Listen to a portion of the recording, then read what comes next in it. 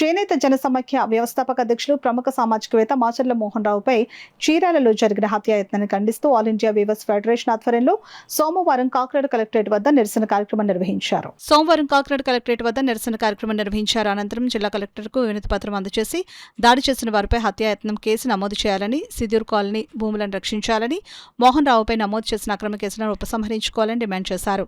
ఈ సందర్భంగా ఏఐడబ్ల్యూఎఫ్ జాతీయ అధ్యక్షుడు పప్పు దుర్గా రమేష్ మాట్లాడుతూ చేనేతల సంక్షేమం కోసం పోరాడుతున్న మోహన్ రావుపై జరిగిన దాడి అత్యంత దుర్మార్గమని ఖండించారు. ప్రభుత్వం నిష్పక్షపాతంగా వ్యవహరించి నిందితుడిపై కఠిన చర్యలు తీసుకోకపోతే రాష్ట్ర వ్యాప్తంగా ఉద్యమాన్ని ఉధృతం చేస్తామని హెచ్చరించారు. కార్యక్రమంలో పలు చేనేత సామాజిక సంఘాల నాయకులు పాల్గొన్నారు. ఆ రోజున వాళ్ళందరికీ కూడా ధైర్యంగా నిలబడడం కోసం అక్కడికి వెళ్లిన మాచర్ల మోహన్ రావు గారిపై ఈ యొక్క కబ్జాదారులు ఎవరైతే ఉన్నారో వాళ్ళు రాడ్డుతో హత్యాయత్నం చేసి చంపడానికి ప్రయత్నిస్తే తీవ్రమైన గాయాలయ్యి ఆయన హాస్పిటల్లో ఉన్నారు. ఈ యొక్క కబ్జాదారుల్ని ఎవరైతే వెనకేసుకొస్తున్నారో, ఎవరైతే కాపాడుతున్నారో, ఈ కబ్జాదారులకు ఎవరికైతే అండగా ఉన్నారో వాళ్ళపై ప్రభుత్వం పూర్తిగా విచారణ చేపించి మాచర్ల మోహన్ రావు గారిపై ఎవరైతే దాడి చేశారో తూతూ మంత్రం ఎఫ్ఐఆర్ను కట్టారు. ఇది కాదు, వాళ్ళ మీద 307 బుక్ చేయాలని చెప్పి మేము డిమాండ్ చేస్తా ఉన్నాం.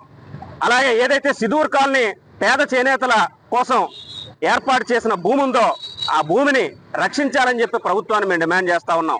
అలాగే మాచర్ల మోహన్ రావు గారిపై తిరిగి ఎదురుదాడి కేసు పెట్టారు.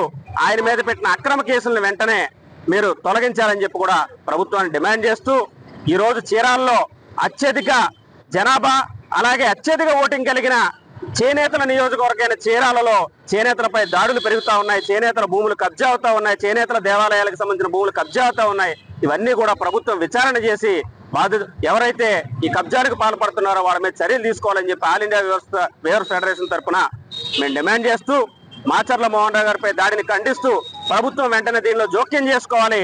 స్థానిక రాజకీయ కబ్జాదారుల నుంచి అక్కడ ఉన్న చేనేతలను కాపాడాలని చెప్పి మేము డిమాండ్ చేస్తాం.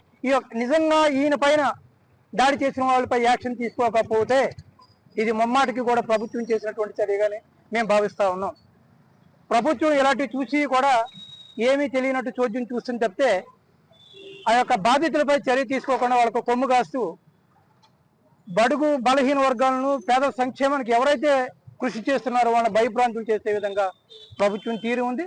దయచేసి ఇలాంటివన్నీ కూడా ప్రభుత్వం యాక్షన్ తీసుకోకుండా పేద సంక్షేమ వర్గాలకు అండగా ఉంటానని ఒక భరోసా ఈ కూటమి ప్రభుత్వం ఇస్తుందని మేము అనుకున్నాం. కానీ ఇది కూటమి కాదు, కుట్రపూర్తిగానే వ్యవహరిస్తుందిగా మాకు